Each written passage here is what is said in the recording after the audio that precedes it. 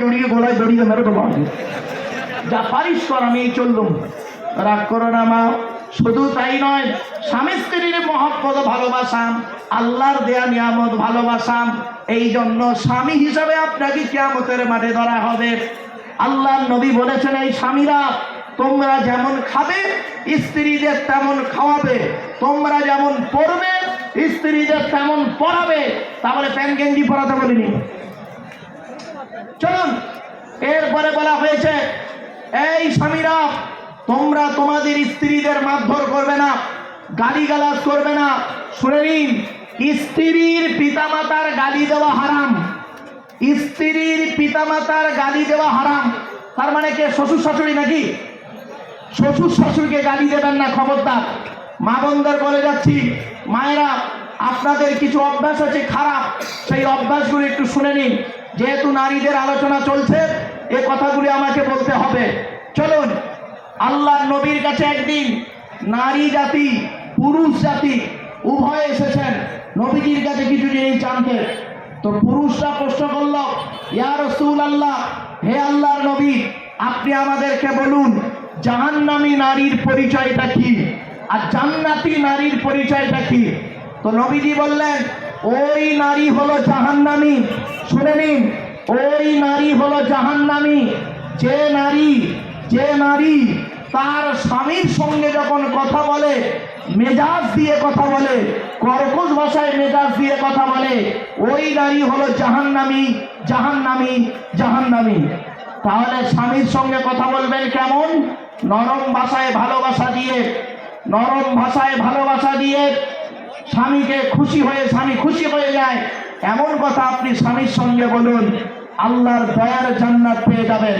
2 number হলো, ওই নারী হলো জাহান্নামী যে নারী তার স্বামীকে বলে, তুমি আমাকে কি দিয়েছো, তুমি আমাকে কি দিয়েছো, ওই নারী জাহান্নামী। 3 নাম্বার, ওই নারী জাহান্নামী যে নারী তার স্বামীকে বলে, তোমার সঙ্গে বিয়ে হওয়ার জন্য, তোমার সঙ্গে বিয়ে হওয়ার কারণে আমার জীবনটা নষ্ট হয়ে গেছে, আমার জীবন শেষ হয়ে গেছে, ইত্যাদি ইত্যাদি।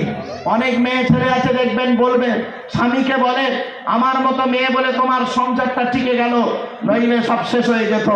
তোমার আগে আমার সঙ্গে কত মাস্টার ডাক্তার ইঞ্জিনিয়ার প্রফেসরের সম্বন্ধ এসেছিল, আমিও সব বিয়ে করিনি। কেন? করতে পারতিস তাকে, করতে পারতিস তাকে, একে করে আর একে বিবাহ করে একে কেন মানে কি খোটা দিচ্ছিস?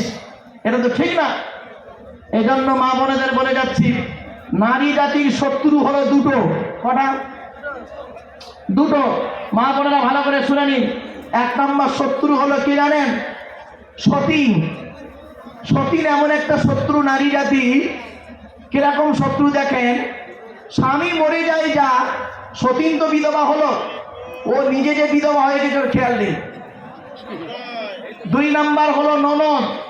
এজন্য আপনাদেরকে বলে যাচ্ছি, এই পুরুষদের বলে যাচ্ছি, যুবক ভাইরা শুনে নাও, পুরুষদের বলে যাচ্ছি, বন্ধু যখন বোনকে কিছু দেওয়া হবে, টাকা পয়সা ছোলা চিনি যাই দেন না কেন, আপনি আপনার বোনকে যখন দেবেন তখন স্ত্রীকে না জানিয়ে দেওয়াটাই উত্তম, স্ত্রীকে না জানিয়ে দেওয়াটাই উত্তম। আর এ তো বউ পাগলা বিবির গোলাম, বোনকে একটা শাড়ি দিচ্ছে, বউকে জানিয়ে, কেন শোনা এইটা বোনকে দিচ্ছি, ওর কলজে ফেটে যাবে। আর কেনই বা আপনারা বইয়ের অনুমতি নেবেন না? কেনই বা বইয়ের অনুমতি আপনারা নেবেন না? যখন বাসর রাতে ঢুকেছিলেন, হুজুর কি বলেন, বাসর রাত বলেন না কি বলেন ওটা, বিয়ের প্রথম রাতটাকে কি বলেন? বাসর রাতে যখন ঢুকেছিলেন, মাথা হেঁট করে বলেছিলেন, 50,000 টাকা ইয়াম্মা গাড়ি 5 ভরি সোনার বিনিময়ে আজ থেকে তোমার বাপের কেনা চাকর গোলাম হইয়া গেলাম, তুমি যাহাই বলিবে তাহাই শুনিব, গন্ডগোল যদি করি মানিতে দ্বিধাবোধ করিবে না, তোমার বিরুদ্ধে যদি কোনোদিন কিছু করি সঙ্গে সঙ্গে বধূ নির্যাতন কেস দিয়া আমার বাপ আর মাকে পূর্বস্তরী থানায় জেল খাটাইয়া আমাকে রকাবে পড়িয়া কালানি খাওয়াবে। হয়েছে? রাগ করবেন না বাবা, অতি বাস্তব কথা বললাম। অসুবিধা হচ্ছে আপনাদের? আর একটু হবে না? বন্ধ করতে হবে? একবার তকবীর আর নারায়ে তাকবীর, নারায়ে তাকবীর। আলহামদুলিল্লাহ। আমার বাপেরা নারী জাতি আর একটা গুণ শুনবেন, চমকে যাবেন। নারী যখন বউ হয় তখন আলাদা খাবার লাইন করে, আর ওই নারী যখন শাশুড়ি হয় একসাথে খাবার হাদিস শোনায়। ঠিক না বেটি?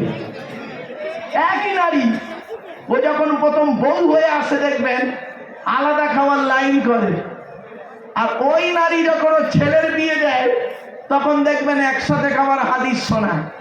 এই হলো নারী। এজন্য মা বোনদের বলি, মায়েরা বোনেরা, স্বামীকে ভক্তি শ্রদ্ধা সম্মান করতে শিখুন। স্বামীকে কোনোদিনের জন্য গালি দেওয়া, কোনোদিনের জন্য স্বামীকে অপমান করার জন্য চিন্তা ভাবনা নেবেন না, এটা রাসূলুল্লাহ নিষেধ করেছেন। তাই আপনাদেরকে আমি বিভিন্ন দিক থেকে বিভিন্ন অ্যাঙ্গেলে কথাগুলো বলতে চেয়েছিলাম। যা সকলের খাওয়া দাওয়ার ব্যবস্থা আছে, আপনারা কেউ